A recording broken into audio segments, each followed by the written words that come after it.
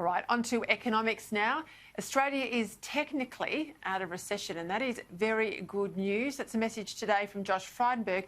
The figures today show the June to September quarter saw the economy grow by 3.3%. But the Treasurer warned there's still some time to go until we're back to where we were at the beginning of the year. Technically, Australia's recession may be over, but Australia's economic recovery is not. There is a lot of ground to make up, and many Australian households and many Australian businesses are doing it tough, very tough. So what's that all mean for the short and medium term? It's time now for my economics panel. I'm joined now by the Australian's economics editor, Adam Crichton in Sydney, and the Herald Sun's Terry McCrann's with us in Melbourne. Terry, I'll start with you. 3.3% rise the latest quarter, almost 8% in terms of consumer spending increases, which means, of course, we're out of the recession on paper. Do you think we've really turned the corner, or will we see, some wobbles come March when JobKeeper, JobSeeker are reduced? Let me start, Peter, by disagreeing with this conception that we're out of the recession. The whole technical recession concept is a nonsense. Recession is when businesses are underemployed and people are underemployed. And that's still the case in the country, although we've had a very good September quarter, and we're probably going to have an even better December quarter. I'll say we're out of recession when we actually get back to something closer to full employment and we don't have businesses still being battered and broken. In a funny sort of a way, we can thank Victoria for this number because Victoria, we've done it. The country's done it without Victoria, and despite Victoria being such a drag, we still got the 3% growth. We would have got closer to 5% if Victoria had not locked down through most of the September quarter. But now we've got Victoria, who's actually going to provide a supercharger in the December quarter as it comes back online, so to speak. And you combine that with the continuation of JobSeeker. The good news on JobSeeker is it's so much fewer people are now needing JobSeeker, plus the normal Christmas high rotation spending. So December quarter will actually be a pretty good outcome. So by the start of the new year, we should be more or less back to where we were when we started all this. Well, Adam, I'll get you to comment on what Terry just said, if you think we absolutely are in or out of recession beyond the technicalities. And also comments today from the RBA Governor, Phil Lowe, who said it'll be a bumpy ride ahead. How do you see all of that? Oh, well, look, basically the same as Terry, I'd have to say. I completely agree with his criticism of the definition. A much better way, I think, to look at this would be, what is the peak and the trough of the jobless rate? And as the Reserve Bank Governor said today, he still expects the jobless rate to keep rising from its current level of 7%. So maybe when that level's off, that's a better measure of when the recession is over. I still think it's too early to get a real read on the economy because there's just these two outstanding questions. Firstly, what happens when JobKeeper is completely wound down by the second quarter of next year? So what does the labour market look like then, and what does spending look like then? And also the other fascinating thing about this so-called recession, if you like, is that household income has actually increased throughout the whole recession by about 8% actually from last year. And that is very unusual for a normal recession, and that is because the volume of government spending, whether it's JobKeeper or JobSeeker or the various other handouts to business, have boosted household income so much. There's been extraordinary saving. And so the question is, do households hang on to those many tens of billions of dollars that have built up in their bank accounts, or do they suddenly spend it in a great flurry next year and see an enormous boost in growth? So we don't really have answers to those questions because we've never had a situation like this before. But yes, I think the Treasurer was very right to stress that the recession in some sort of technical sense might be over, but the recovery still has some way to go. And actually, just on that definition, I looked into it today. It actually came from a mid-level official in the Nixon administration in the 70s, this 2 quarters of negative growth, which is just somehow hung on in journalistic circles. Well, and I agree with you. I think both of you, in a sense, I judge jobs to feel like we're in or out of a recession, probably more than artificial growth numbers, as legitimate as they are, but that's an artificial measure.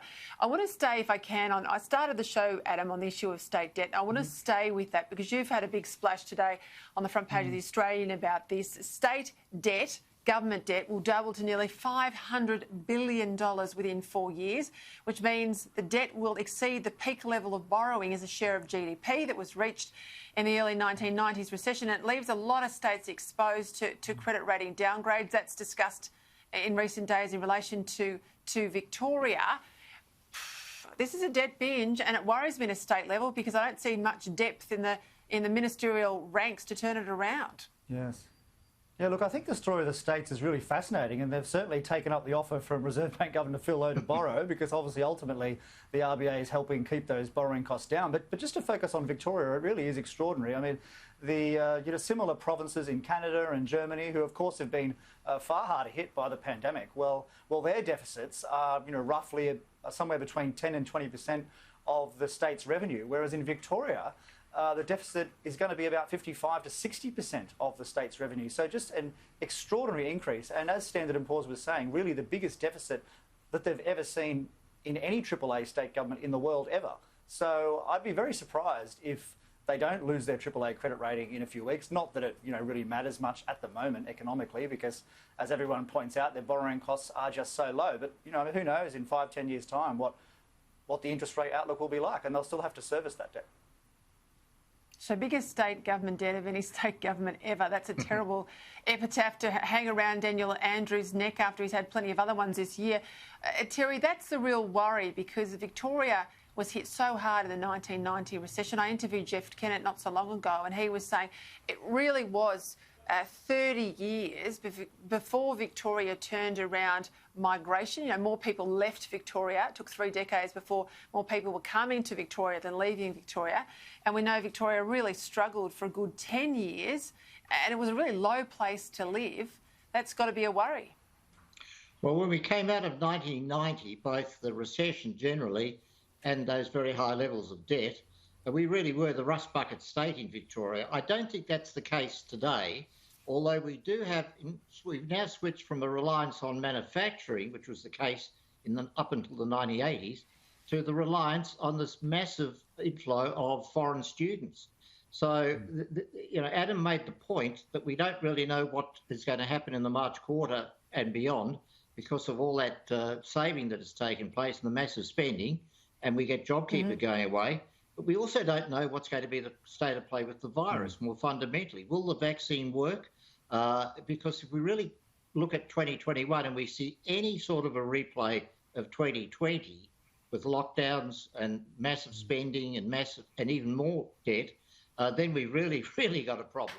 But crossing our fingers on the virus and the effectiveness of the vaccine, I think that we can manage the level of debt both in Victoria narrowly. Yes, I agree with Adam. We'll get a rating downgrade almost certainly, but at this point, it's not something that's going to in itself trigger any sort of implosion.